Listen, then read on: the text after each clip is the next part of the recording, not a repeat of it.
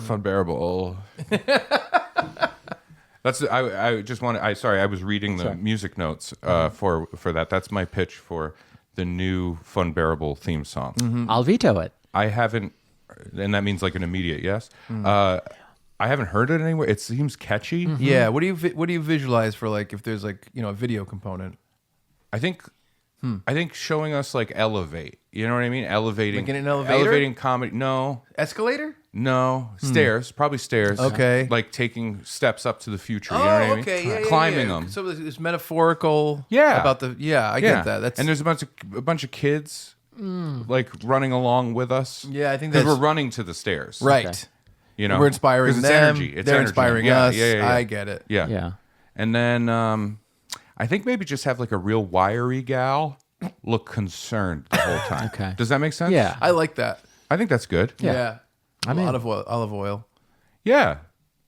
You know, in a lot of ways, Adrian is the olive oil. And Rocky's the Popeye. Yeah.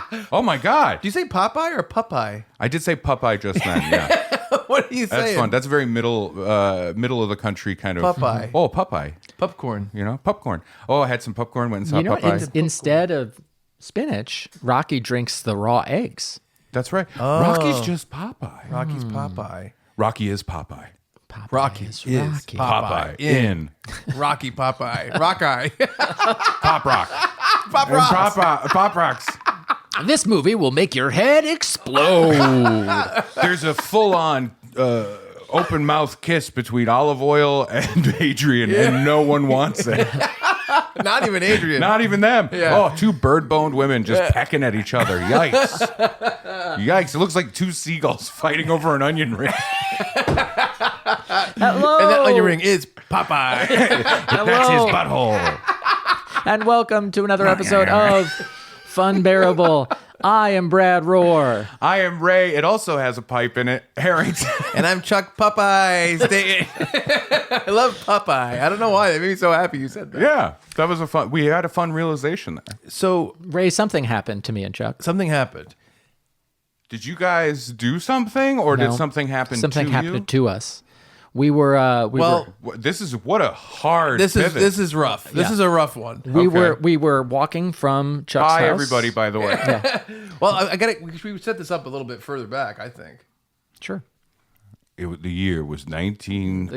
It was On the 2023. podcast, I told a story. This podcast? You guys didn't tell me, you didn't believe me, you didn't say that, but I felt maybe some people thought I was fabricating. Okay? Okay. The story was that I was walking along, minding my own Caucasian business. What is that, by the way? What is Caucasian business? Just walking like a big nerd. Oh, okay. It's an 80s comic version of Caucasian. So, but then someone screamed the N-word at me. Remember that? Vaguely, yes. So someone just like screamed it at me while I was walking. Yeah. And we were trying to talk about, what is that? Why did that happen? Should I feel offended? Is that stolen valor? So, And we were like, well, clearly that happens in Staten Island and only in Staten Island. well, it happened in Rhode Island in the story.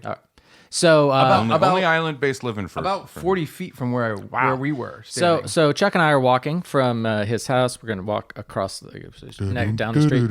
Yep. We're Minding walking our Caucasian very business. very Yeah. Caucasianally even more walking. because this guy's part of yeah, it. Oh, yeah. that's true. Yeah, I think it goes beyond 1,000% more Yeah, it goes Caucasian. beyond business.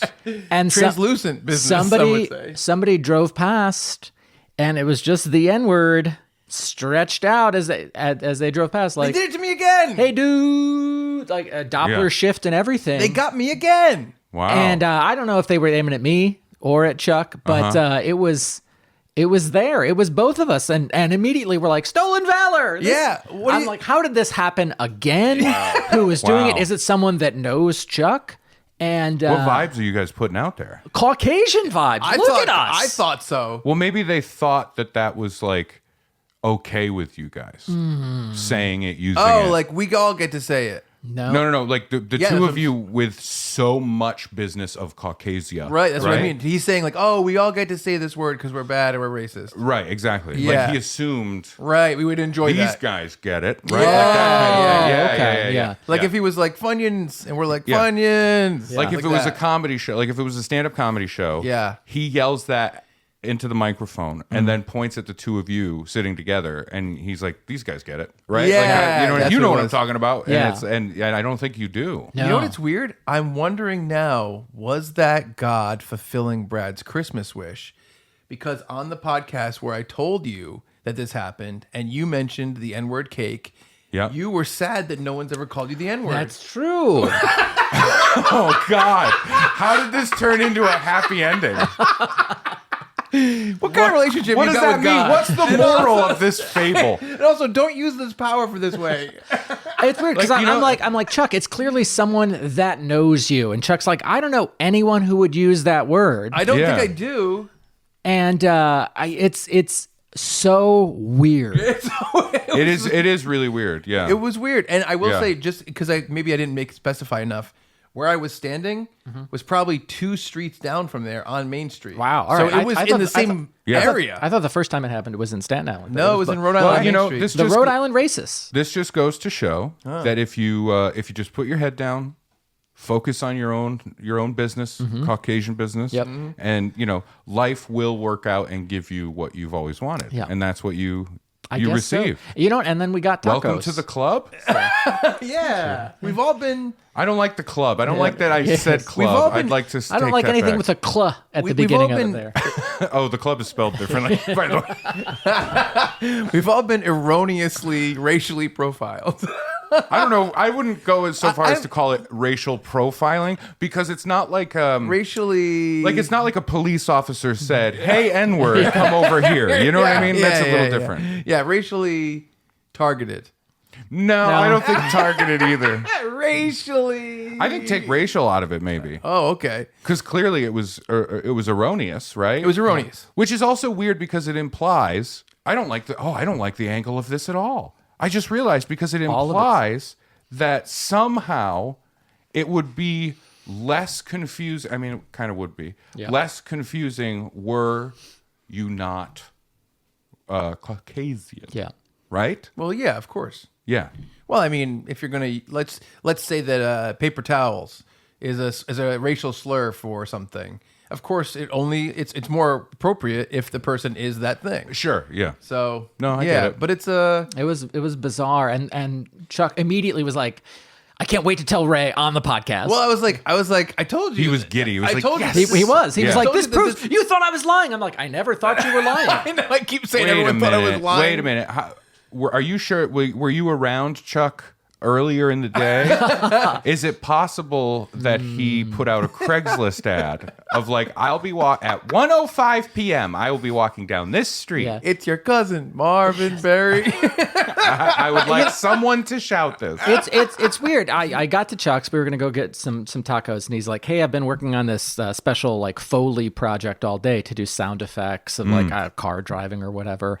And he's like, "Yeah, I'll be with you. Just walk a couple steps ahead of me. I just have to carry this heavy Bluetooth speaker behind you." Yeah. And I have to shout in my jacket. Did you hear the creaking of a rope and pulley as it pulled a cardboard cutout of a car?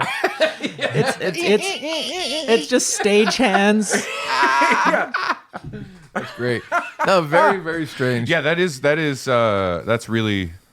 something. Maybe it's because there isn't a good, like a real like gut punch Portuguese? epithet for The Portuguese. for the Caucasian business, Oh. men and women. Oh, I see. There isn't a good racial epithet that's just really like, ooh, Yeah. Oh, that yeah, like kind of word. honky and cracker, I silly. Think, yeah, those are silly. I think because of historically the power dynamic, right? Like there was never really a fear of like You're coming you for the hear honkies? cracker and you're like, oh no, I'm Yeah. going to be killed. Yeah, You know what I yeah, mean? Maybe. I'll say, So could we come up with one? Is that something? yes. Yeah. Is that something that Funbearable Should be could associated or with? should Yeah. do? I'd say we could. I don't think we should. I don't like Where do it you when- stand on must? I don't like it when people just drive by. If they honk at me or if they shout at me at all, like it doesn't have to be anything, but it's going to startle me. You get catcalled often. But it's not like it's not like I'm being catcalled. I'm just being catted or called. I don't know what it is. It's called. I'm being startled. Is what it is. Sure. I'm holding I'm wearing all white. I'm holding a big cherry slushie that I got from Cumberland Farms, and somebody honks and I throw it up in the air. Exactly. Well, I wonder what would be all white. Yeah. Did it get on the hood too? Yeah, well, it was okay, balanced on the point for a little bit, and The other, there's another Klansman who's just like, I told you not to get the cherry slushy. I only drink Sprite. I was going to say the blue one's not any better, Chuck. Yeah. Oh, it's Chuck. Yes. Boy, I'm sorry that Thank happened you. to you. It's so weird. Thanks. Yeah. So weird. Yeah. Oh boy. Well- Speaking of being confused by maybe like it's not racial, but it's close to it. Okay. I had a situation happen recently that I had texted both of you after and said, this happened at a show, and I'm not going to tell you. Yes. I'm going to wait Yes, for when please. microphones are on. Because having a connected conversation with people that you consider friends. Yeah. Why? Yeah. Why have a human experience when you can make content? Just ask, I don't know, 1 million children born for Instagram accounts. Yep. You know what I mean? So this happened. I was at the MGM Springfield Casino. They have a comedy club there called Riot. And oh my God, sorry, it's Roar because the MGM Lion. Makes sense. So I was at Roar, and it was cool. Not Brad's. I know. And this is the opposite of a lion's roar. That's a kitten's meow. I'm the Mary Tyler Moore. Great show, wonderful turnout. Had some fun bears there, which was great. wonderful. Nice. I've been getting more fun bears at shows. That's Keep great. it up. I just did a show in the fucking Catskills, like it's 1962. Yeah. I was in upstate New York for one show, and then had a tacked on one in like Little Ireland in the Catskills, East Durham, New York. Sure. It was great. It was a really fun time. It was at like they had a big Irish immigration to this area, and now it's all Irish, and that's really cool. I thought it was really fun. Great show. Had some wonderful fun bears at the show. Yeah. Wow. What'd they say? They were great. They came up and they were like, hey, they explained there was a lovely husband and wife couple. And I just realized now I'm not 100% sure it was husband and wife. So I apologize in advance to both of you for saying that. And oops. What if one of them was going to propose and you just ruined it? This was the episode. They wanted the one where you guys got called the N-word. They wanted that. They requested it. That's like- why I had to drive by that day. They were like, that's an old standard on Funbearable. Yeah. Could I'll you do recreate it? But all right.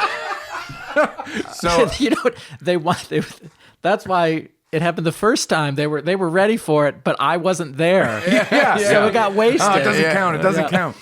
Oh man, that's a shame. He was halfway down to his one knee. Yep. And then he sprung right back up. Yep. Yeah. Anyway, no, I had a lot of fun. It is wonderful when I get to meet some fun bears out at these shows. yeah. Of course. And it was so fun because the gentleman I was talking to even said at one point, he's like, "This is a little weird because I feel like I know you very, very well." Yeah. And I'm of course. like, I totally get it. You know what Yeah, I of mean? Like course. that's how I feel about podcasts I listen to. Yeah. You know what I mean? That's how you feel. You feel like you know Joe Rogan. Yeah, I do. For as much as you've listened to Joe Rogan. Of course. But no. So anyway, I'm doing the show at MGM Grand. I have a bit that's fairly new. It is about cake. It came Yes. from this podcast. It's the seed of it. Yep. You know, and the joke is about homophobic bakers not making a cake for a gay wedding. Yeah. My take is, I think cake is a little gay. Yeah. Yeah, and it's a right. fun thing. We had a conversation on the podcast about it. Yeah. I do the bit. It does very well. Everything's good. I'm happy. I did maybe an hour and 10 for that show. I get off stage, and there is a gentleman who comes up to me. Now, I had done some crowd work and stuff up front. It was leading up to Halloween time, right? Yeah. I don't want to spoil how long it's been since we've sat here and done this, but I think the Fun Bears appreciate it. We put our typical podcasting aside for a couple months and go fucking holiday episodes, baby. Yeah, I think it's fun. I think it's a nice. No, thing. I agree. Yeah. But so I had been doing crowd work, and it was close to Halloween time, so I was doing the candy thing of asking people what their favorite candy is and playing with that. And there was one gentleman who had said his favorite was white chocolate Reese's peanut butter cups, right? And there were these two guys sitting together, and they were African American gentlemen, and so this is getting uncomfortable. So they prefer white chocolate. That was the joke I took, right? Yeah. So he said white chocolate Reese's peanut butter cups, and I was like, "Are you trying to fuck me?" And it was a fun bit, And I'm sorry, there's a fruit fly in the room. We share this studio, and someone left a open can of soda, and now there are fruit flies in here. Yeah. This story It's not the mountain of peeled hot dogs that Brad left last time. Mountain is a strong word. Peeled. He says the skin is too tough. Yeah. Do you call it string meat, right? I like it because it takes a long time to finish one. Yeah. I think the best thing about Funbearable is how insanely people jumped onto Brad Loves Hot Dogs. How could you not, though? You know what I mean? It's insane, though. You know what it was? I think doing that made everyone aware of hot dogs. Like you really saw them. Yeah. Like the idea. agree with this. For the treasure they are. Well, yeah. Well, you recognize things like the idea of like when you buy a certain kind of car and you're driving in that car. Now you see that model of car everywhere, Right. Because Yeah. you're noticing it for the first time. interesting. Really, it's front of mind. That's what happened with hot dogs. And it's just like the idea that hot dogs are a little funny. Well, now viewer listeners see a hot dog, they recognize it, they clock it immediately because their brain goes Brad, right? Yep. And so that's Yeah. why now it feels like there's more hot dogs in the world because we're all very aware of when they show yep, up. yep. Yeah, and Just look at the Funbearable Facebook group. And I was going to say, in the Funbearable Facebook group, the Reddit, the messages we get, the stuff that we're shared in, we just do not get enough hot dog memes and mentions of hot dogs Yeah. with Brad. So I'd really love to beef that up. Just I'll no beef pun that up. intended. I'll beef that up. just a brief hot dog related aside. Beef hot dog.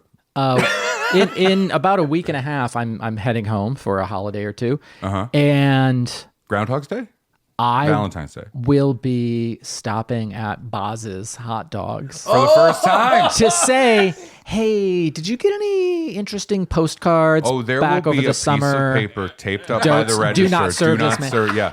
And so I'm like, all right, if I wear a flannel that day and I can put my phone here and just kind of record just the audio of the interaction. That's great. Yeah. And just see what, if any, Yeah. recognition there is. Oh my God. And maybe there will be, and maybe there won't be. Maybe the people weren't working 6 months ago. But whatever. just the idea of a YouTube video popping up somewhere from another customer in the restaurant. God. And it's just like, oh, look at this sovereign citizen at Boz's, right? Yeah. They're asking you to leave, and you're like, I haven't done anything wrong. Yep. I haven't broken the law. I haven't done anything wrong. I simply want to purchase a hot dog. Am I free to do so? I'm not driving. I'm transporting the hot dog to my stomach. Like, But you're Brad Rohr, right? I don't have to answer that. Yep. I am customer, and that's all you need to know.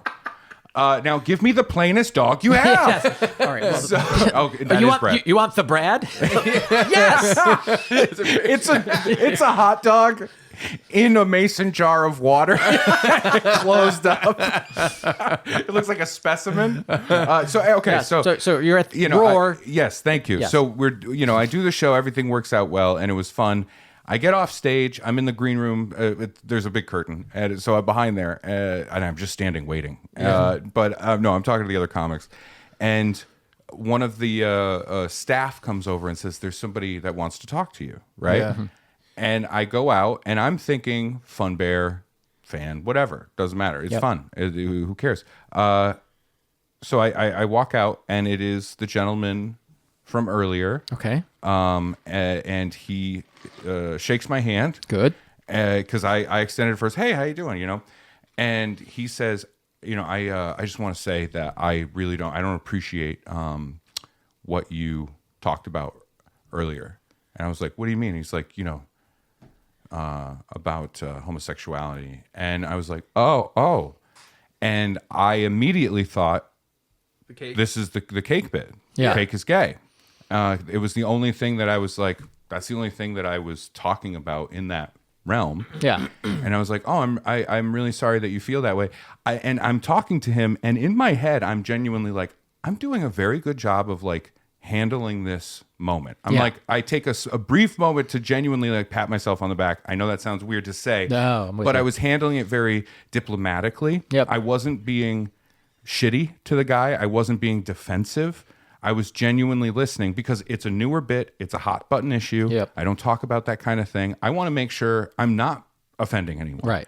The bit itself, the goal of that is very clear, right? Yeah. And in fact, I've had many people talk to me after shows that are that it's applicable to. Yeah. Let me put it that way. That are like, I fucking love that bit. Yeah. Sure. Right? That feels really good. And I like that. Like I was working with Janine Garofalo a few weeks back, and I did the bit for her audience, and it was a killer time. Janine is super nice. Yeah. She's like the kindest woman in the world. She loves to talk in a positive way. Yeah. And you know, she has a large like gay following, and you know, I think that's cool. This guy wanted a Wet Hot American Summer DVD signed. We were talking about how great the show is. That's awesome. Yeah, it's really great. And this guy came up to me who was like, I think he said he was like 51 or something like that. Okay. And he was talking to me about the bit, and he was like, I got nervous at first, but then I love what you did there. Yeah. And it was good to hear that from somebody in the category. Does Right. that make For sense? sure. Yeah, of I course. feel weird talking Yeah. about The this. bakers. All the bakers. Yeah. I don't want to piss off the bakers. Nope. God, they don't even. What if they tell the candlestick maker? Yeah. I was gonna say you've already got the butchers against you and the candlestick makers. You can't lose. Well, it's a whole That's thing good, because I don't trust the bakers. Yeah. They don't even abide by numbers. Yep. They don't. I know. They look at 13 and they go, "That's a dozen." Yeah, That's right. insane. Yeah. Numbers. They've existed for a long time. Really difficult for me to sit on the fact that I know the reason why a baker's dozen is 13. Go ahead. In the olden days, they could be punished heavily if what they sold was underweight of what they promised. So to make sure that they sold let's say 12 half-pound loaves, they would throw in a 13th just to make sure they made the weight and wouldn't receive the giant fine Gotcha. and punishment that went with it. That's All why right. that's why it's a baker's dozen. I like that. The roar you know. We just Yeah, learned. that's good. Edutainment at its best. Yes. I Yeah. love that. Yes. Or we could do we could do this podcast as like a pop-up video. Yes. And you know what I mean? And we say Baker's dozen. It's like, whoop, and I would love it. All right, so this guy is mad at you. he's mad. And know this thing. The last thing I wanted was to, offend someone in that. And Right. I get that in stand-up comedy in this time, this episode is probably coming out in 2025. Yep. We're in a place where it feels like being, if you do something that could offend in stand-up comedy, it feels like you have to either it's two extreme ends of a spectrum. You either have to be like, oh, I'm so sorry, and then I'm not going to even go near anything offensive, or triple down and be like, no, I should piss you off, and I should not receive any consequence ever, Yeah. for pissing you off, Yeah. And so I'm in the camp of just I want to talk about things In a way that's whimsical. in a way that's whimsical and also has a clear like. This is where I fall on this. Right. Yeah. The bit is very clear where I fall, which is Yeah. not with the homophobic baker. Right. But that's not even the focus. The focus No. is playing. The focus is playing with the idea of this thing that everyone knows about. Right, exactly. And I really like the bit. I'm very happy with it. But this was the first time someone has said something about it, and I'm listening to him, and I was like, oh, I'm really sorry that happened. It's the last thing I want to do. And he was like, yeah, because I really don't appreciate that. I really don't. It really bothered me a lot. And I'm like, holy shit! Like he's getting mad. Yeah. And he was ready to call it. I said, I'm very sorry, and I said, I appreciate that you talked to me about this. I shook his hand again. Yep. And he was ready to like kind of walk away. And I was like, but do you have, I would love to hear some input. Yes. What is the thing that upset you? Right. That maybe you can tell me how to phrase something differently, Right. or something so I can still do this bit, get the message across, but not piss anybody off. Right. Yeah. And I was genuine about that. Yeah. And he's like, no, I just don't like that gay shit. And he turns around and walks away. Okay. And that's when it clicked with me. He wasn't talking about the cake bit. Yeah. He was talking about when he said white chocolate Reese's, and I said, are you trying to fuck me? Yep. And he's so the homophobic baker that he had to come up and be mad at me. The second he said, I just don't like that gay shit, and I realized what it was, I went, oh, fuck off, and I walked away. Yeah. Like, I went from like the most, let me help you with that customer service person to just like, go away, leave me alone, stop talking. You know what I mean? It was crazy. Obviously, just because the way you were telling the story, I knew that it was going in a direction that was like this. But to be in the moment and not know. That's shocking. It's shocking that such a common little throwaway line could actually strike a nerve with someone. Yeah. How absolutely shaky, wobbly. Oh. Yeah. Like one single hair thickness of a thread. Oh, yeah. Is this man's heterosexuality? Where he, like the very idea that a comedian would say, I might fuck him because I said white chocolate Reese's You cup. really upset me and gave me a boner. I mean, just you upset me. Oh my God. I can't put up with this, you handsome. I mean, you're a fucking hung. No. You deserve to have your pants taken off. You should be spanked over and over. In the public square. By a strong hand like this one. Yeah. That is very reparations, odd. And then he starts slapping me. That is really. Then I feel like, I guess. So then you're like, oh no, I like it. Yeah, you're all discovering things. That is really strange. But it was so wild, and I've never gone from, oh no, this isn't what I want. Like, I don't want somebody to feel this way after a bit. That's like, I genuinely am a person where I'm like, I don't want to do that. Yeah. Fuck that. Yeah. I hate. The thing I hate the most of what's been going on in the world with comedy is that stand-up has become like a front line of the culture war. Yep. And I'm like, I don't want to fucking do that. Can we talk about this for like 1 minute? Because I think it's so interesting right now. Okay. Did you listen to the Jeselnik interview with Mark Maron? I have not listened to it yet. Have you seen all his comments recently about everything? Yeah. And also, I got to say, 100%. It's so interesting to me that Jeselnik, and just to fill Brad in, because I know he doesn't know, Jeselnik and Maron are basically really taking a pretty hard stand against Rogan and Hinchcliffe and Tim Dillon and the Republican people who are like becoming part of the actual politics. Yeah, and it's not even, I wouldn't even say like Republican. It's just this, I think it's one of those things of like, not all of these comics are Republican. Yeah. But all Republicans would fall towards this comic. Does that make sense? So so it's really interesting. Jeselnik, essentially boiling it down, he's like, if you have a politician on your podcast and you don't fuck with him, you're not a comic, you're a podcaster. Yep. And I'm like, that's great. First of all, and then on Maron and the Maron episode where Jeselnik went on, they really kind of got into it, and they talked in. It's just really interesting in comedy right now. I think there's gonna, and Jeselnik said he's not gonna go on Rogan again. Yeah. And I think that there's going to be a weird split. And it's funny because I always looked at the split as LA, New York in general, and not hateful. You know what I mean? Yeah. Because it's more of like a sillier thing, but at the same time, New York comics are really like, they're fluffy, whatever. Yeah. I really think that we might be like on the brink of a weird, very confrontational comedy community between a bunch of very high up comics. Yeah, it's unfortunate, and I think that. Yeah, I do think one of the biggest damages to this whole thing is that idea of it becoming front lines of the culture war and that kind of thing. Like, I stopped viewing Joe Rogan as a stand-up comedian years ago. Yeah. And even though he just did a Netflix stand-up special, I view that special as like, that's just a guy who is hugely popular, like doing a thing. Yeah. It's like it's the Tom Brady roast. You know what I mean? Like, I look at it that way. You're just a huge media figure. Right. That's it. Yeah, and like playing to your crowd. Yeah, exactly. Yeah. Exactly. It you know what it is? It's a best man speech. Because the crowd is there to laugh. Yeah, I don't think there's a line, honestly, between Joe Rogan's special and Roseanne's special that just came out. Now we're in a weird place. Well, but, I'm just saying, like, I really am interested because I don't remember, and maybe we can speak on this. I don't remember a point in time where there really was this split. Like even when there was the Jeff Foxworthy, the blue collar comedy guys. Yeah.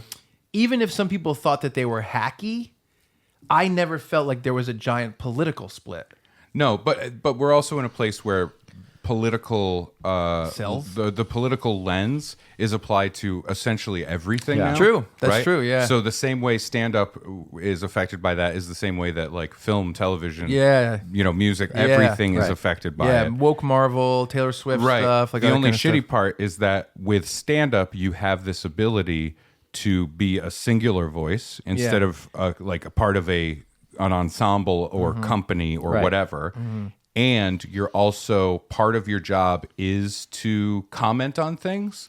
So it's the easiest and first thing that will fall into this shitty trap. Does that make sense? Yeah. To me, it's just like this sucks because it's just a limitation. It's just a shitty box to be put in. Yeah. And that sucks. I don't like that. I don't like it either. And I think I kind of find it really interesting that Jeselnik, who in my personal opinion is like one of the best joke writers. I feel like he's honed a version of himself that is like excellent, but also really dedicated to boundary pushing, is on the liberal side of things while all this is happening, and the entire Republican side of things is like, you can't say anything anymore, and blah, blah, blah. Yeah. But Jeselnik is one of the people in the comedy community standing up for the other side. Yeah. How interesting is that? No, it is. Yeah. And I think what really to me comes through with that is Jeselnik is, I think it's clear to see based on things he says in interviews, how he crafts a joke, whatever. Yeah. It's very clear to see like this is a guy taking heavy topics, hot button issues, all these, triggery things, whatever. But it's clear that he cares. Yeah, for He's sure. handling them with care. And when you have the opposite of that, which is like a fucking Tony Hinchcliffe or something like that, where it's very obvious that this person is handling those topics with zero care. Yes. And that's the huge difference. I do think that's true. I think that comes from people. So many times I've been asked, like, where do you fit in? Like, what do you believe in terms of what you can joke about, what you can't joke about? It's been asked in interviews. It's been asked on podcasts. It's been asked, outside of a comedy show afterwards by audience members. And I always bring up that idea of care, where I'm like, I think anything is open to being talked about in stand-up. Yeah. There is no subject or topic or whatever that is off limits entirely. My belief is, if you do talk about heavy things, you just have to do it with care. And that, by doing it with care, by treating it with care, it will come out on the other side. Okay. Yeah, exactly. I think so too. And I also think you can even bake in, that was not meant to be a pun, because I'm talking about your cake bit. You can even, There are layers, you could say. I was just going to say, you have the audience in tears. I think you can. Ah. Oh, that was good. I think any way you slice it, it's gonna. Frosting. The frosting is frosting something. Big wax numbers. Isn't there a phrase about something with frosting, like the frosting on the cake or something? Icing on the cake. The icing icing on the cake. Yeah, it's that's icing. good. Yeah. I was just going to say, I think you can even bake. This is part of being a comic. Yeah. It's just my personal opinion. You can bake in your feelings into like a bit without hitting the audience over the head. Yes. And you can make it funny enough so that the people that disagree with you still laugh at the joke. This is the gay cake joke. This is what the I mean. gay cake joke. Like at the beginning, my favorite part of that joke is, I express that I'm nervous talking about this. I say that up front. Yeah. Then I explain that this happened. Yes. And I get to this one line right before the turn, the reveal of I think cake is gay, and I go, because I think it's kind of funny. Yeah. Right. And I'm uncomfortable with it. Yeah. And then I say, because deep down in my heart, what I believe. Yeah. And at that moment, pin drop in the room. everyone is like, what the fuck? yeah. Oh God, everyone's nervous. I think wherever you stand on the topic, everyone of gay marriage is everyone in the room's like, what's this going to be? Right. And then I hit the line and it's such a deflation of tension. The laugh is so big there. And I really like that. And I'm happy playing in that space. And what I like about the bit is I think if you are someone who is against gay marriage, if you're that guy that I talked to after that show, Yeah. he didn't bring up the cake bit. He Right. wasn't offended by the cake bit, and he is a homophobe, right? Yeah. And I think it's interesting because it tricked him into going through this bit. That's what I perfect. like. Yeah. I don't want to stand on stage and go, "This is what I believe." Exactly. On either side of anything. And I Exactly. say either side, I don't believe in that. Whatever. Yep. But I don't want to preach. I don't want to proselytize on stage Yep. because my thoughts are my thoughts. Your Yep. thoughts are your thoughts. Fuck off with everything else. Do I believe that there are things that are good and bad and right and wrong? Of course, right? right. And it's going to be flavored in there. It's going to be pretty clear where I stand. Yeah, because it's coming out of your head. right, Yeah. yeah. And your my point of butt view. sometimes. Oh. Oh Yeah. yeah. Oh, you do that that character. second Started microphone. it. Yeah. Ace Yeah. Ventura fucking stole my bit. Yeah. I talked out of my ass. I did a really cool bit too. It was really cool. It was Benjamin Netanyahu Yeah. was the character I was doing. Oh yeah. And now with BB. everything going on. Yeah, it's tough to do that bit anymore. Yeah, it was Benjamin Netanyahu. That's really the worst thing about this whole conflict is that you can't do that bit anymore. I know. And I even got through the horrible time when Benjamin Button came out. Yes. And I was like, but that's like 3/4 of the word that I'm doing. But yeah, it's a weird thing. I But think that's part of the artistry. That's what I was Of going to course. say. It's part craft. Of exactly. Yes. I think that's part of the.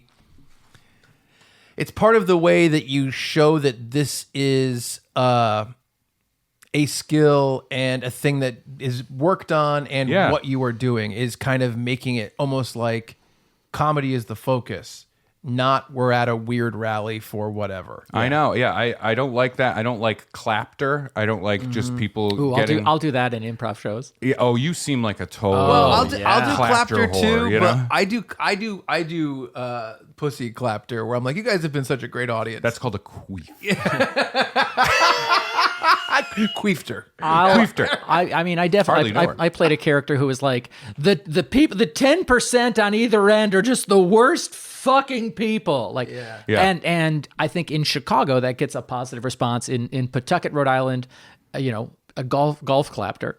Yeah. At best. It's so weird, but yeah, being in that moment with that guy where That's interesting. what a wild story. I have went a from question. oh no, I really don't want this to happen to truly like oh fuck off. You know what I mean? Yeah. Do you think if a different person had given that answer, white chocolate, whatever, and you had the same response, do you think he comes up to you afterwards, or do you think it's because you're calling him gay? It was literally just him. Yeah. That's what I believe because I think had so, made too. jokes about the reason I said it to him when he said white chocolate, and I said, "Are you trying to fuck me?" was because earlier in the set there was an older gentleman that I had been talking to, and I originally took the path with crowd work of like, "You're my new stepdad," Yeah. right? And then that changed based on the conversation. Like this is too inside baseball, Right. but I took the same tact with him, and I Yeah. went, "Oh, I don't think you want to be like my big brother in the program or anything. I think you just want to fuck me." And Yeah. and we were joking around in that space, so it was like a callback to do it with Right. this guy. It was just insane. Oh, like, that is insane. The idea of him saying to his buddy, like, "Hang on a second, I'm gonna go talk to him." I gotta go make sure that guy knows how not gay I am based on my candy based answer. I know Yes, it's that's insane. exactly right. Yeah, and then the friend is probably standing like, "He does this all the time," right? But even it was so funny. Like he says his piece. At the end, I was like, "Oh, fuck off," and he leaves. And then there was a group of people that were at the show. They're still hanging out, and even they're like, "Wait, was he mad about?"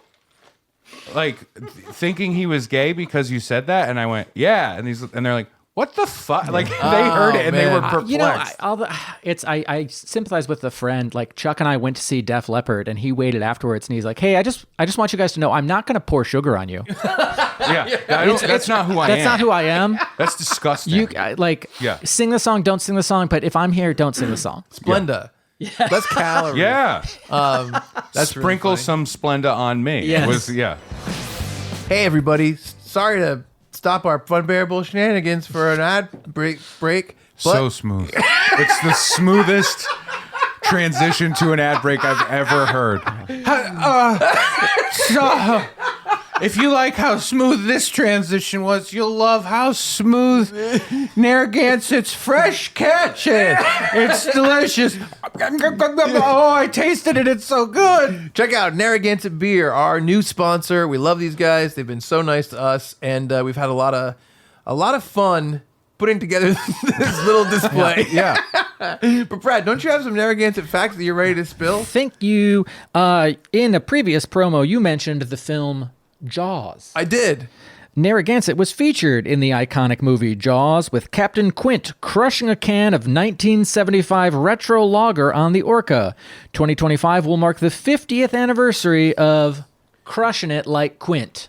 Oh, wow. I loved it until that moment. I like that detail. It was also featured in that other film everybody loves. It was the Little Rascals movie. And it was when that girl, Darla, she got so mad she crushed a Narragansett can and it became a gif around the world.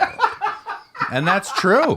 I love that. Also, fun fact, that little girl played by the daughter of the actor that played Quint. Wow, that's a great Don't look fact. it up, No, but it's please. true. Absolutely. And if you're local to the New England area, check out the Narragansett Brewery in Providence. It's a great place. Very, very fun. Enjoyed that place very much, even before they became a sponsor. And check out Narragansett Beer wherever you can find delicious cold beers available to you. Absolutely. As long as they're sold there. Yeah. So go to narragansettbeer.com for more information on where to find it close to you. If you live locally, I'm sure it's everywhere. And if you don't live in New England, check it out so you can see where you can get it. And make sure you go to Gansett Beer PVD on Instagram and you can follow them there. They've got some really fun stuff, some nudes of Brad. You'll love it. I mean, what site doesn't have nudes of Brad at this point? True. That was the leak. It's funny you brought up Wet Hot American Summer. Yeah. And it kind of made me think about this thing that I wanted to talk to you guys about in the podcast. Yes. I went to go see this movie, and the reason I connected to Wet Hot American Summer is because Michael Ian Black was like a huge, huge part of this thing. Okay. But I wanted to bring this up. So my buddy Rupert, who's been on the podcast, Buddy Rupert. Yes, our buddy. Your buddy, Rupert. Couple great episodes. I mean, recently. you're most buddy with him. Yeah. Couple great episodes with him. If you haven't checked him out, go check out Brian Rupert Psychopath. But he was like, "Hey man, he lives in Hazlet, New Jersey, and I live in Staten Island." He's like, "You want to go to Kevin Smith's movie theater, which is close by?" He goes, "They're doing a free screening of Big Helium Dog," and just being around like the world of Kevin Smith for the past almost decade now. There's just like a couple of weird smaller movies that are related to him. Like everyone knows about Clerks, Mallrats, Chasing Amy, Jane Silent Bob. But then you hear like stuff like what about Gigli? Gilly. He did. Oh no, Jersey Jersey Girl. Girl, yeah. Sorry, I Came out at the same time. My brain was also there, but I couldn't remember how to pronounce it. I think it was Gigli Girl. Yeah, that's what it was. Yeah. But there's a couple other names, like titles of movies that are kind of loosely related to him, like Drawing Flies, Big Helium Dog. There's Vulgar, which was directed by Bryan Johnson from Tell 'em Steve Dave, who was on also. Transformers 1. Yeah. And I never really was like thought about what these movies are. I was like, I never thought about where they came from. Why are they affiliated with this group of people? Why were they so much smaller in terms of like their release? And so I went to, and I was like, oh yeah, I'll go see that movie. I know Kevin's involved. I don't know who else is involved. So the other people involved were, let's see, Brian Lynch was the guy who wrote and directed it. And he is the guy who came up with Despicable Me and Minions. Wow. So he is he's part of the he's a problem. Yeah, he's a multi-billionaire for sure. Yeah, that man looked at a Twinkie and now has $1 billion. Well, I mean, this is part of the thing. The way he got to Hollywood was that he wrote a Muppets movie spec script, and he wrote to the Jim Henson Company, and they bought it. And they didn't make it. Yeah. But they bought it, and that gave him enough to move to Hollywood. And there was like a bidding war about different things he was working on. That's crazy. Which is really cool. He also worked on. He also did the Puss in Boots stuff, which Yeah. I know is supposed to be great. Weirdly enough. Oh, right? the new one? I think so. stellar, surprise, like Crazy. shocking how good that movie Everyone is. says this. And it's Yeah. like, this is the sixth Shrek movie? I remember saying to Kalina, I was like, because I watched it with Finn, and I was like, holy shit. And I remember saying to her, I'm like, I'm going to say this to you. The sequel to the spin-off of the over-sequelized movie Shrek Yes. is great. I want to. It was at The Last Wish, maybe? Yes, that's Yeah. right. It's sequel to Puss in Boots, which Yeah. was a spin-off. But of this the was Shrek genuinely one. great. Like the visuals were fantastic. Yeah. It feels like the visuals were inspired by like Spider-Verse. You know, it feels like that kind of place. But it's dealing with a really interesting thing, like this Yeah. fear of death. And it's, I mean, maybe that's why I connect so much. Yes. I am Puss in Boots. I guess he did the first Puss in Boots. Yeah. Not the Last Wish. Oh, so he did the shit in What- boots. get outta Or here, more like Lynch. shit in boots. Was it? Yeah, go fuck yourself. No, I'm kidding. No, but you also wrote a Muppets spec script. I did. But yours went on a different site. I did. Yeah, I on a slash fiction site.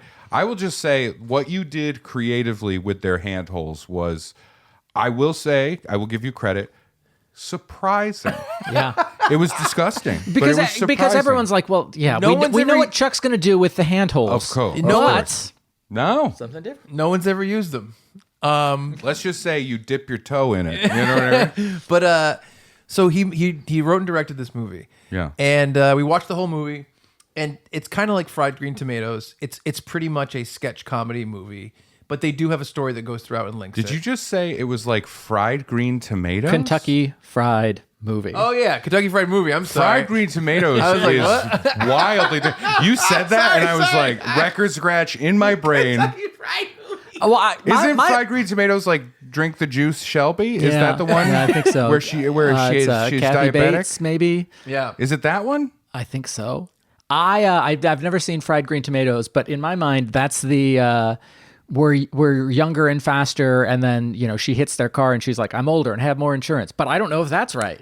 Did Chris O'Donnell get stuck in a train track in one of these movies? I have a vague Possibly. memory because there are a few movies that have a distinct like sense memory that I can connect with my mother, my grandmother, and my great grandmother. Right. Renting the movie. Yep. And watching it, and because it was the 90s, like me sitting there going, this is the thing we're doing Yep, tonight. yep. We're watching this movie, and I would watch it, and like you would today, Finn, sitting down, and he's 10. If he was sitting down and watching a movie, you'd be like, "Why are you watching it?" He would have an answer of like, "I'm interested in this" or Yeah. whatever. Yeah.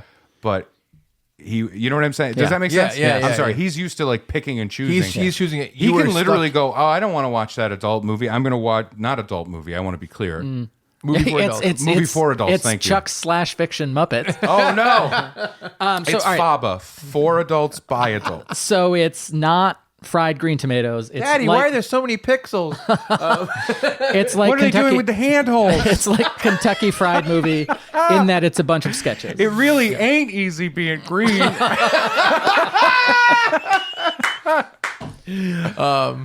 Yeah, so it's like Kentucky Fried Movie where it's a sketch, it's a sketch comedy movie. They do have characters that go throughout, so they kind of loosely link it a little Right. bit more. Yeah. What was the last one that came out with like that? That was terrible. Movie 43 or something like that. And that the story of Yeah. that movie is bananas, where they like they tricked people into being Yeah, in it yeah, and yeah. stuff. Yeah.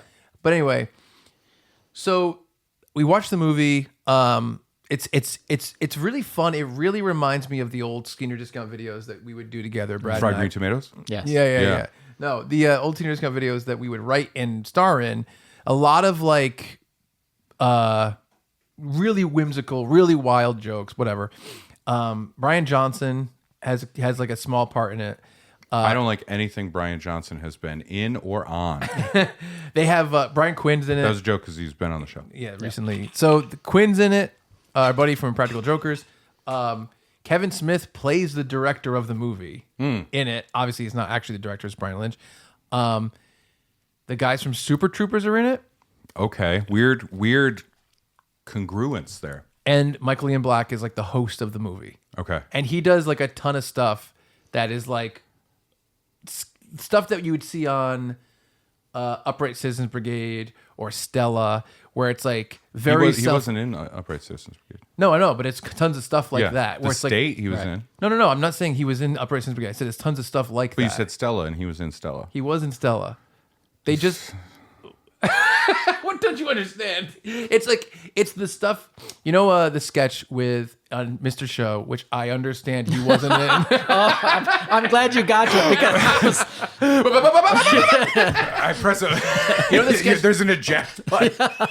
you know that sketch where it's David Cross and he's doing a monologue and he keeps talking to the director and he keeps stopping him. Yes. Love it. Yeah. Tons of stuff like that where they break the fourth wall, Yeah, then they yeah. go down the road, and it was a really fun amateur comedy project, which I just Yeah. have a lot of affinity for. Yeah. All three of us have been part of a lot of Amateur those. is usually your favorure genre. Yeah, it is. Yeah. I tried to get the Other Muppet one, sites. but the puppets didn't look right. That's where we shouldn't have skimmed. That's when you get a professional. That is when you get a professional. Yeah. So- Chuck had me design the puppets and then also launder them. Yes. Oh man, there's a great joke in the idea of somebody looking at your CV, like in a Hollywood CV kind of thing, and it's like, says here you were the intimacy coordinator on Muppets Take Manhattan. Yeah, I was the intimacy coordinator. Yeah, So that really genuinely tickles the shit out of me. No, I that's like funny. that. Which is one of the things that the intimacy coordinator said we can't do. So I was trying to get to the name of the movie that Chuck wrote, and I'm like, The Muppets Take My Hymen. And I was I'm going to say, I was trying to think, I was like, it's Manhattan. It's two separate words, but then I'm like, Hatton, what is that? Man in hat. Yeah. Yeah. So I was like, oh, this is a really interesting project. Feels very homegrown. Yeah. Feels very like they had these locations and they decided to do these things. Some of the stuff is really funny. Some of the stuff's not great, whatever. And, but I like all of us, we had this life growing up making projects. Yeah. And you have different levels of professionalism as you go. And I kind of appreciate seeing people try that stuff out and go in different directions. Yeah. So they go on stage afterwards for a Q&A, and it's basically the main cast, like the main three people, Brian Lynch, Quinn, just a few people that were in it. And Brian Lynch tells this story, and he's like, when Kevin Smith was working with Miramax in the 90s, and he made Clerks, Mallrats, Chasing Amy, I don't know after which movie this came, they said to him, we're going to give you 4 checks for $40,000, and you're going to give them to 4 different friends, and they can make whatever they want. And then you bring the finished product back to us. I would like this deal, please. Yeah. Thank you. And so Johnson got $40,000. He made Vulgar, and they did distribute that. That was put out, and you can find DVDs of that. Big Helium Dog was not released. I think they are going to release it now at some point. I think maybe Kevin has the rights, and they're going to put it out or something. But there was Drawing Flies, and I can't remember the fourth one.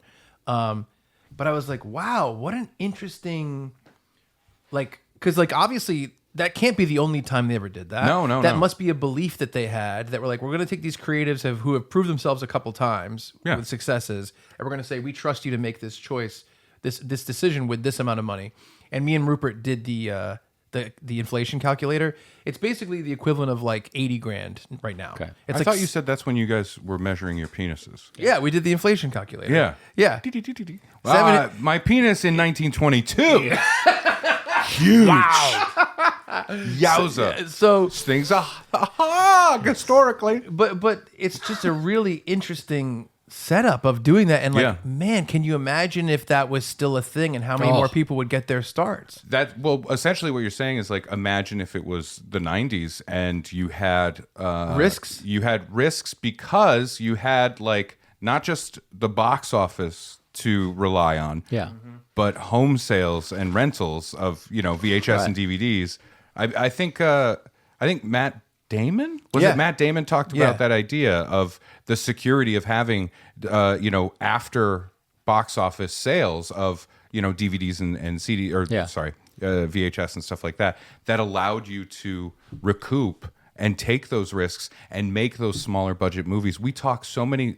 One of the things that Funbearable, like the Drum We Bang, is that like $2 to $5 million or $5 to $10 million comedy that doesn't exist anymore. Right. All hail the mid-budget comedy. Right. Of course. And it's wild. But Miramax was also a studio. I know. Now we have to divorce what the studio was doing from one of the heads of the studio. Which one? I think his name was Harry Feinstein. Okay, yeah. How bummed are you if you're Bob Weinstein, right? You ever think about that? Honestly, for a second, I was like, oh, yeah, that's pretty crazy. But then there was another part of me that was like, there's no way his brother, like, had no idea what his brother was like. You know what I mean? I mean, I don't know. I wonder, because people are like, Quentin Tarantino knew, Kevin Smith knew, and I'm like, I don't think that that's true. I don't think that that's like, that must be the case. You know what I mean? I can't imagine Right. that. And well, there's also the question of like, once you get into that of like how much I know. of it is concrete or Yeah. firm or you've heard these things. Like in the comedy community, the stand-up comedy community, the Bill Cosby thing was like a known secret. Right. Yeah. Even at my level when that stuff came out, where I Yeah. was like at the feature level, Yeah. even I had heard about this. Yeah. But there's a difference between I heard this rumor Right. that sounds credible versus like I know for a fact these things. Of course. You know what I Yeah, mean? of That course. there's the difference. Yeah, You but taking I Harvey don't know, Weinstein Brad off the table. tried to Yeah. tried to get Hannibal Buress to not talk about it. Yeah. Come on, he's right Come, there. leave him alone. Well, I was like, if he's they, a good guy. if- He's clean. It was if they start the investigation there, I know where it's coming next. Oh no. Pull up your pants. Yes. That was a joke about the way Cosby was before it came out. Yeah, because he did Jello and pudding, mostly Jello pudding, the chocolate, and you did tapioca. So you were in the pudding sphere. Oh, yeah. Yeah. We were the two major players in the pudding game in the Yeah. 80s. So, yeah, taking Harvey Weinstein off the table, Miramax was a place to go for a lot of I independent. just pictured a naked Harvey Weinstein laying on a table going, "You'll never get rid of me." Yeah, I ain't going anywhere. I'm pulling it, and he's squeaking Yeah. so much. Yeah. Joke's on you. I like it. hold on, he has a house plant. So, anyway, you take that. You know, I missed this. take I that- missed this, you guys, because we've been doing so many like theme-based things, I and it's know. just nice to just ramble like fucking crazy people. We started, just for the audience, we started the show, or we started the cameras, and we're like, all right, we'll sit down and start the show. And then we riffed on making up a Christmas Carol sketch for 22 minutes Yes. that we recorded that I'm Yeah. like, we haven't started the show yet. So anyway, yeah, they were a place to go to get risky projects made. Yes. And this is where all the Kevin Smith stuff came from. Right. This is where all the Tarantino stuff started. This is my point. Yeah. Even Good Will Hunting came from that. Yes, right? Yeah. Miramax was the studio. That was the studio where, like, this was the very peak, which became the collapse. Yeah. Of you could go to Sundance Yep. Yeah. as a complete indie Yeah. and break and become huge. Yep. Right. You could go to a festival and have a career afterwards. Yeah. And like that ended. You know what I mean? But Miramax was like the studio for that shit. It's- we gotta get this isn't a joke. I saw you grin like there's a joke coming. Truly, Lee Leshin, one of my best pals, Yep. and he loves this podcast. He's in the running for number one with Sabrina. Top right? two. He did say he acquiesced. He said no, I'll just let Sabrina have it. Yeah. I think he's scared. Yeah. I think Germany. he's scared. Yeah. I think he's terrified. Oh yeah, the history. Yeah. Whoops. Oh, yeah. I know. I know. I mean, we can talk to Netflix and see if they'll do the boxing.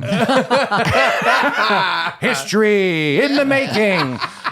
No, but he worked for Miramax. Like that was like one Oh, of his. wow, I didn't know that. That was like one of his first jobs. Was I wanna- working for Miramax, moving plants around. I think. No, but he would be great to talk to. Like he has great story. I remember when we first met him talking about like being. I think he was on set for part of To Wong Fu. Thanks for everything. Love Julie Newmar. Yeah. And I'm like, dude, like what? That's crazy. You know? I want to, because we had Brian and Shell on. Now that's a movie that could never come out today. I don't, real quick, there's too Yes. many things going on. There is. We yeah. had Brian and Shell on, and we had like the whole like, tell us about your career. Yeah. I think Lee would be perfect for one of those too. Yeah, That yeah. Brian and Shell episode I thought was awesome, and people really responded really Yeah, well for to sure. it. He's got a great like, and his background of like voice acting and stuff like that because he was a big part of that for a long time. But yeah, he would be great. Lee, I know you're watching this. Just come on the show. You know what I mean? Stop hiding. Stop hiding. Come on, Sabrina's not here. She's in She's Germany. not gonna She's not jump gonna out of stop. anything and get you. It's okay. He's like here. He's like anyway. What? He gets pulled on. Fuck you. Freddy's glove. That's a reference at the end of Jason Goes to Hell. But no, next time we're down in the area. Yeah, let's do it. Because Staten Island's close to New York City, right? I don't think so. Anyway, but yeah, no, Miramax is incredible, and that's the kind of stuff that was happening where it makes sense that Miramax would say we're in the business of breaking new talent. yeah. So it makes perfect sense. Here's the new talent. They have friends that they've worked with Right, that have yeah. ideas. Let's see where we can go with that. It's really frustrating because I'm working on some stuff behind the scenes that's not out there yet, and we have a finance guy who's taking care of the money on it. A really nice guy. I've had a lot of conversations with him. He's really funny and cool, and it's awesome that he wants to fund a really cool project that You can say it's Donald Trump. It's okay. that we're working on. Really funny and cool. But I'm realizing,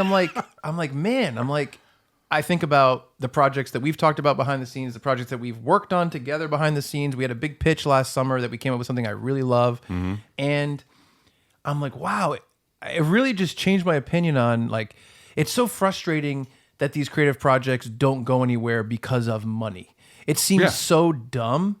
It's like, That's what it is. if you let people that work for a long time and make professional things, if you're like, you can make 3 projects and we're going to fund it, it's likely that one of them will be really good and you can figure out a way to find the audience for that and you can get it out there. But the entertainment industry is so risk averse now. Yeah. Where they're basically how I feel is that they've said, no, the risk is on you as an independent person starting from nothing. The risk is yours to get to a point where you're a sure thing and then we'll take over. That's what it is. That's the new entertainment industry. Well, that's because towards the tail end of the 90s, there was a genuine shift with people like leaving, the head of a company many times over. And what eventually happened was essentially the money guys got into the creative room. Yeah. Yeah, Once the money guys became the heads of studios, it was over because the money guys don't give a fuck about creative. They don't care about any of that. Yeah. They just care about like a spreadsheet and going, well, here, this fits this quadrant. Yep. Everything I know. has to be hit all 4 bases for this film. We've got this thing going, like all that stuff happened. So now you're making movies like backwards. Yep. You know exactly. what I mean? That's exactly right. So it was just something that when I heard them tell that story, I was like, wow, as a person who works in the field of film and comedy on the independent level in 2024, it's so interesting to be like, that sounds like a different world. It sounds like a different world. different world. That you would Because it throw was a 80 different grand world. at an unknown and be like, your buddy did a really good job, so we're going to trust you to make a thing with him. Yeah. And it's like, man, that's how it should be. Yeah. It's made me really kind of reevaluate the projects that I've let pass by because there was no funding, and now I'm just like, fuck. Like, I think it's more important to do them and just fucking scrape it and figure it out. You've been saying this for a while. However, I will say there's no way you can even do your Muppet script for a low budget. Yeah. Like that 40K, that's one of your puppets because you talked about all the specific needs for that puppet. Yeah. Watertight. Watertight. A number 1, capital, bold letters. We need healing skin. I don't know how that's gonna. How does that work? You know what I mean? Is there Someone has to something? invent Is there like a super latex? Yeah, right. You know, stuff like that. Exactly. Antimicrobial, you said underline. That was, I don't know what this means, but we need it. Microwavable. Right. Can I briefly like elevator pitch a mid to low budget dramedy? Yeah. Sure. It is. It's not inspired by Ray, but let's use Ray as an example. Stand-up comedian.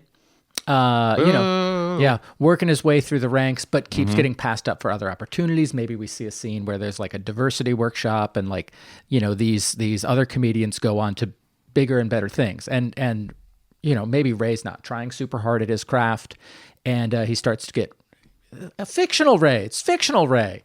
And I he was hoping we starts. were going to do King Ray, where you go to Canada. Remember that one? Oh yeah, That was yeah. fun. he starts to get resentful and starts to lean into racist and right wing tropes. Yeah. And and gets to, I don't know, like a national convention of some kind for a political party, and thinks he's made it.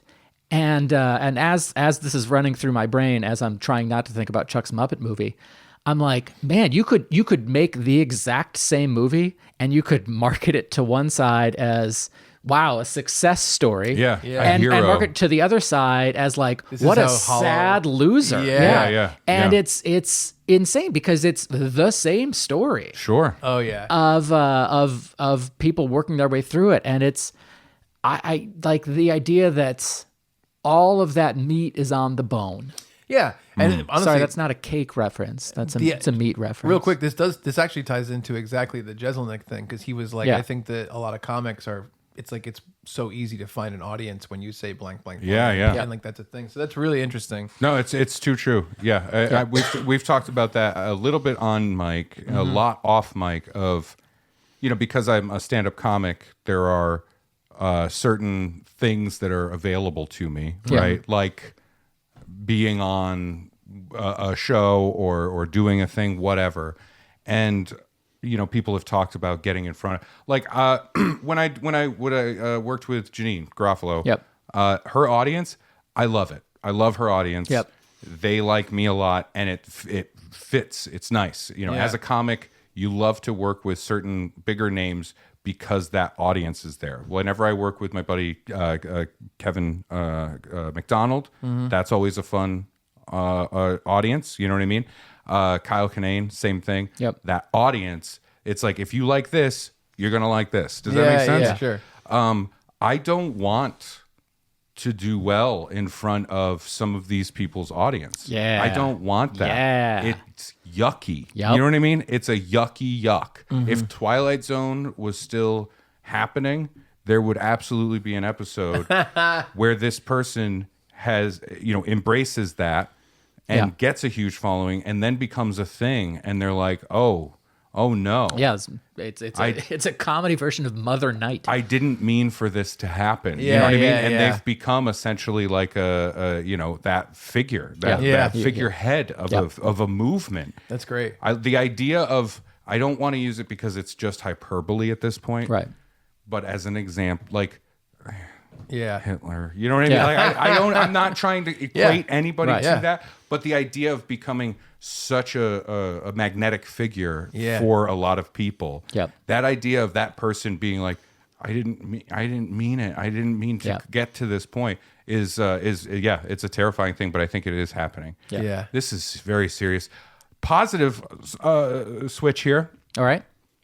Another comedy related thing. Yes. This happened, and it was genuinely wonderful and baffling. I did a show last weekend, and I have a bit about hamsters. Yes. I like my hamster bit. It's a fun thing, and I talk about all elements of hamster stuff.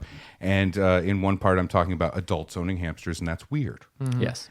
And a woman reached out to me on Instagram Okay. from one of the shows, and she How dare you? yeah, she admitted to me. I'm not going to say who it was, and I want to know if I can even pull this up. Oh, that's hilarious. I love hearing this already. Yeah, it was pretty fun. Pamela Anderson. Wasn't that your joke from forever ago? Yeah, we had a hamster. What was the hamster jokes? I don't even remember. We had a joke with two hamsters. Oh, it was there was a Bradley drawn bit that we did for one of the movies, and one of the bits that I was making you say Oh, that's right. was that I oh, it was Jurassic Park, because you said at the you said as your character that I wrote that the T-Rex came in and ate the raptors, which is really confusing to me because I thought that it was the mama raptor and that they were the babies. And then one time I had a hamster that ate her babies. Her name was Pamela Anderson. Yeah. That's fun. And then there was another, Yeah. Hammy Davis Jr. Yeah, I think so. That's fun. Yeah, it was good. Yeah, so she wrote to me. So I had asked her, or no, people reacted when I brought up adult hamsters. Right. They were all pointing at her. Yeah. I said, "Did you have a hamster?" And she said yes. And I, played with that for a little bit, but then moved on really quickly. Yeah. And she said, so hi Ray, you roasted me last night. for having a hamster as an adult. I didn't roast her. There was more to the story I was too ashamed to say in front of people I work with because I always complain that I'm broke. One, before he died, he got sick and racked up a big medical bill, and I had to open a medical credit card to pay it. Wow. Don't do that. For a hamster. Never. I think it's a dystopian horror that there's even a thing that is a medical credit card. They should just call it a medic card. As soon as you see medical credit card, that should be a sign of like, oh, something's wrong. We fucked up. The system's not working right. You know what I mean? That's insane. I'll say though, if Rosie got sick and they're like, hey, we need Chuck's corpse to give her a 10% chance of getting well. Oh yeah. This is the problem is like, I don't know about an emotional connection to a hamster. I know it about emotional connection to a dog. Sure. And that's part of my bit when I relate that part of it. Yeah. I know. It's because I've met people doing this bit that are adult hamster owners, and part of the bit is talking about the money spent, like let it go. You know what I mean? I don't know if I could do it. It's crazy. Yeah. If my son Finn had a hamster and loved this hamster so much, but like we had to take it, and it turns out, the hamster's got glaucoma because it's 9 years old, right? And here's this medication, these eye drops. Give hamster a little joint. He's got a medical marijuana card. But the idea of like these little drops, and they're $300. Yeah. Because it's very expensive. And you got to do the drops very carefully 3 times a day. And like all this stuff, I'd be like, like that. Like I would distract Finn. What's that over there? And then I'd look at the vet and go. One time, no, I wouldn't even do that. I'd just go. He died. One time, when I with my dog, we went to the doctor. We were like, the dog has a little bit of like eye crust every day in the morning, and the doctor's like, she has this little infection. It's not a big deal. Just say vet. Yeah. And we went to, she goes, you're going to have to take this paste and rub it on the inside of her eyelids every day. Oh, no. And I was like, and I'm looking at my dog, Swiss, and I was like, man, this is going to be quite the thing. The first day, my ex-girlfriend like held her, she held the dog like from behind, and we were like, okay, like we have to do this thing to her. We're trying to talk to her, right? And she's like, dogs definitely need it explained. And I was like, okay, well, you're kind of, it's more like, know that the tone of voice is soothing them or whatever. Yeah. And we did it, and she was like weird, right? She didn't like having paste rubbed in her eyelids. Out of nowhere, suddenly, this person is putting their fingers in my eyes. So next day, my girlfriend held her again, and she put her head up. And every day she let us do it. Great. After the first day. Yeah. And maybe I was like, she felt the relief. Yep. I think so. Yeah. I think that she understood like pretty quick. Or was she being stoic? Yeah. Was she being stoic? Like, go ahead, do it. Go ahead. I'm not even going to fight you. But when beneath me. It's passive aggressive. When the vet told me this, I said beneath because I wanted to say below me, and then beneath me, beneath. No, that's a beautiful woman. Beneath. Have you met her? Popeye and Belief. Yes. When the vet told me, I was like, "There's no way this is happening. I'm not rubbing paste on the inside of a dog's eyelids. There's no way that this is going to go. How could this possibly be?" But it worked out fine. It's so crazy. And for the record, like if my dog Marty needed that, I would do that. Yeah, of course. Rigby, our new dog. I'm not there yet with. We haven't talked that much about your new dog, and you've had it for a long time now. Yeah. Now he's over a year. Wow. Yeah. He's a good dog. He's the new guy. Yeah. And Marty's my boy. He's my sweet little boy who's 15 fucking years old. Yeah. That's so weird. Yeah. Boy, new guy. What? I've been with this guy for 15 years. Oh. I'm Marty. You're Rigby. Got it. And I'm Ray. Yeah, I was going to say, let's be clear. That only applies for him. I'm not wearing that label. I'm not new guy. Fuck that. You're new guy. Yeah. Dude, I'm newer to you. I'm yeah, but nobody Rigby. says new guy about Brad. That's true. The joke was there. We were saying blue guy. And his mom. Yeah. Okay, so All right. So before he died, Yeah. he got sick and racked up a huge medical bill. That's how she said it. The only thing worse is we got sick. We got sick. I got sick, so he had to get a third job. Yes. Hamster's coming home every day. Did you bring the food? 2, I started a GoFundMe to raise funds for his bills, and people actually donated. Wow. That's what she nice. said. I would donate. I would if I knew this person well. It's Brad. And okay, Yeah. I would donate. Thank you. Make clear that it was me. No anonymous donation here. No. No. I don't think any of them were anonymous. I know. And I would do it, but then I would immediately turn to like my wife Kalina, and I would be like, I had to put in something. I know the guy. I'm gonna see him tomorrow, and he's gonna be all upset about his fucking hamster, right? But deep down, I'd be like, there's a lot of other like GoFundMe causes as well. Let's flip through. Let's see what else is here, right? Let's see. Medical bills for a hamster? Okay. All right. Oh, a child going through chemo. Yeah. Oh, okay. Oh, a house burned down. Yeah. Oh, let me go back to that hamster, right? Sorry. I'm Brad's, so sorry. Brad's wearing a shirt that says GoFundMe.com/save Hammy Davis Jr. He's wearing a t-shirt that says "Go fund me" in the mouth. Weird. I Sorry. thought it was interesting. So yeah, so again, and listen, if you are the woman that I spoke with, I won't use your name or anything. But if you're now a fun bear and you're a viewer listener, I'm really sorry. This is but it's hilarious. it is hysterical Yeah. to think about, and I just had to quietly have this in my mind. Yep. So the donation happened, and I would genuinely like to know from our fun bears. Reach out to us, Would you donate? funbearablepod@gmail.com. Yeah, would you donate, or like how would you feel about that? Because that is an interesting. Yeah. Mm-hmm. Have you started a GoFundMe that you know deep down you shouldn't have? Right. Yeah. Number 3 is my favorite one. Uh-oh. So far, we're at huge medical bill, Yep. Go for credit card for it. Yep. Started a GoFundMe. How can we go further down the hamster pipe? Why'd you grimace? Further down the hamster pipe. It sounds like a euphemism? Yeah. I meant like those fun little tubes they run through. Yeah. What Richard Gere's proctologist does. So lazy. Whenever I do the hamster bit, 1996. not every time, if but if I do the hamster bit, every once in a while somebody will come up to me and they'll make a Richard Yeah. Gere joke Yeah. about it, or somebody will say it in the audience, like as not even a heckle, just like, what about this part, Yeah. Richard Gere? Yeah. It bothers me for 2 reasons. 1, lazy. Yep. Lazy, right? 3 reasons. 2, obviously untrue. Yep. Deeply untrue. Yep. Impossible. You know what I mean?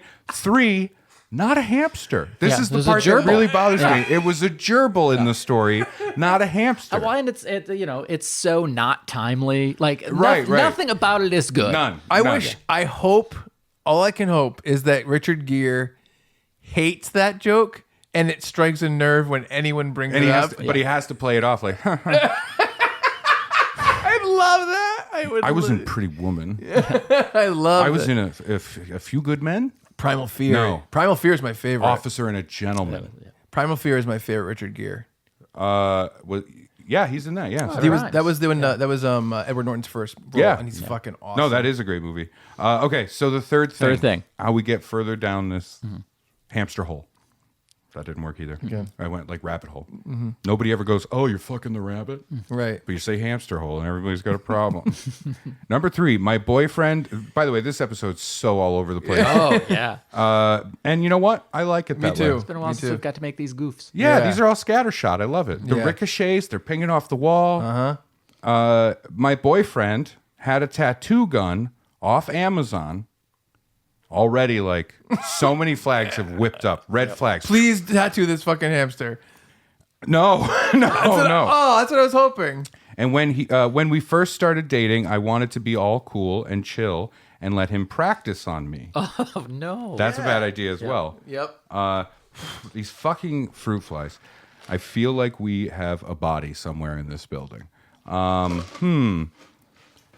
First started dating, I wanted to be all cool and chill and let him practice on me. Very cool and chill, by the way. Very cool. If you're like, treat me as like scratch paper. I'm a ditto sheet. Just do it. I'm just using all the middle school terms. And he gave me my hamster's name, and I'm currently undergoing laser tattoo removal to get it off. Why? She doesn't want it anymore. She just doesn't want the name anymore. There. E- Poor Hammy So she's getting. Is it because she hates the hamster? They had a falling out. Well, no, I think the hamster passed. Is That's- now that's- it's now now you'd more want it's it. now an ex-hamster. It's You'd want it- A hamster has ceased to exist. You're just gonna go through the Monty Python bit? Yeah, that's what I'm doing. Yeah. I think, but wouldn't you want it more? I think it's I a bad don't know. tattoo. It's a bad idea. Maybe the bad tattoo. I think tattoo quality is The an issue tattoo here. quality Oh yeah, is the yeah, thing, not yeah. the hamster. I also name. don't know where. Yeah, it's true. Oh, What if it's like labia? Yeah. yeah on the labia? That seems like a place you'd let your new boyfriend Yeah. practice tattoos. Right, not the menorah. Yeah. The majora. Yeah. The majora. Stretch it out. So, so I that was all stunning to me, genuinely. And then I did think immediately, and I didn't say this in response, but I did think immediately when she said she's getting the laser removal, if I had donated to the GoFundMe Yeah. for the medical bills, and then I found out you were getting expensive laser tattoo removal, I'd be like, I think you live with the tattoo and you pay off the bill. Yeah. Right? So I apologize again for saying these things. I feel bad. So I did ask. She also sent that she had a Christmas card made with the. Oh, did she the send it to hamster. you? Oh, I Yes. support that. I have. It. Oh, are we I gonna have put it. it on the video? No, we shouldn't without asking. Yeah, no, that wouldn't be appropriate. And then I asked when she said she got the hamster's name tattooed on her body. Yep. I had to ask, what was the hamster's name? Right? Yep. Shorty. I love the idea of a white New England woman walking around doing her Caucasian business with the name Shorty tattooed somewhere on her. And somebody goes, "We've got Shorty tattooed. What is, are you Shorty? Do you have a Shorty?" Right? And then she has to go, "It was my hamster." That's great.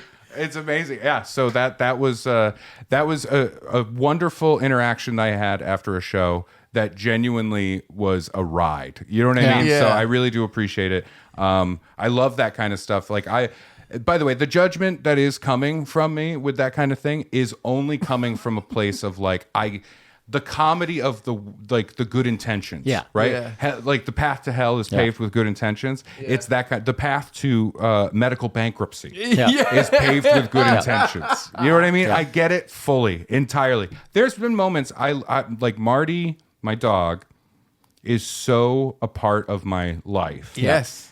I was thinking about it recently because he's getting older. You know, he's an old dog now. Yeah. It's at the point where sometimes he'll sleep and like I worry. You know what I Yeah. mean? That kind of thing. You know, and he's still going strong. Mm-hmm.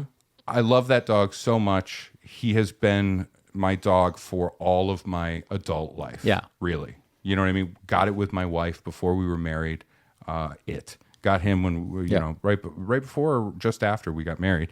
When we lived in Bangor, Maine. Yeah. And, you know, so like he's been with us this whole time. It's Yeah. crazy. He has been there the whole time Finn has Yeah. been around. Yep. And he's been great. Mm-hmm. He's been great with Finn.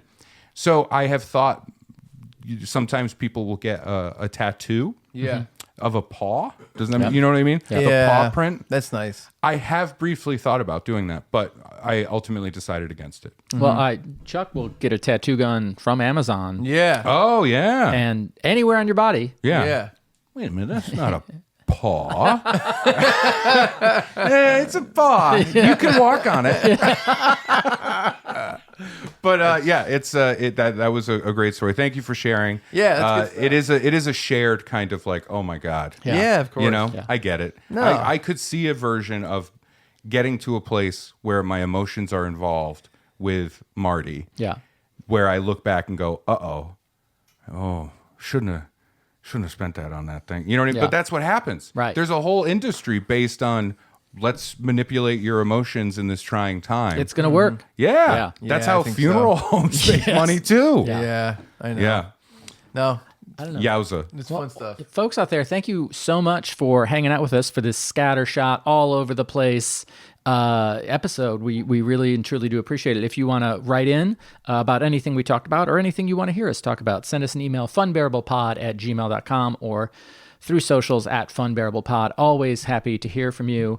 You know, whether it's pet related, whether it's Chuck's Muppet movie related, whether it's comedy related, whether you... Nope.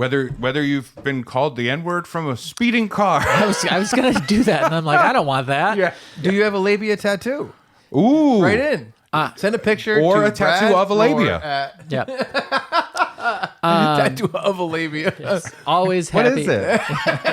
Is that the Aurora Borealis? Is that an angel wing? Sort of. And I'm like, yes. For Ray Harrington and Chuck Staten, I'm Brad Rohr saying thank you so much, and we're sorry for being Funbearable. I think if you see that and you say it's an angel wing, the only response you can have is, well, ding ding. You know? You're Charlton Heston. Oh no, well, ding ding. No, I'm thinking every time a Oh, bell yeah, rings. no, I got the it. angel That's what I goes- was thinking too. Okay, all right. Yeah. That works. You know, I'm glad that this was so insanely scattershot because this is coming post-holiday season. Yeah. Yes. And in a lot of ways, this is what happens with people. They get back together and they're like, oh my God, 70 things happened. Oh, that's you know? true. Good Yeah. call. Yeah. I like that. Yeah. I think we end after the ding ding. Yeah. Or...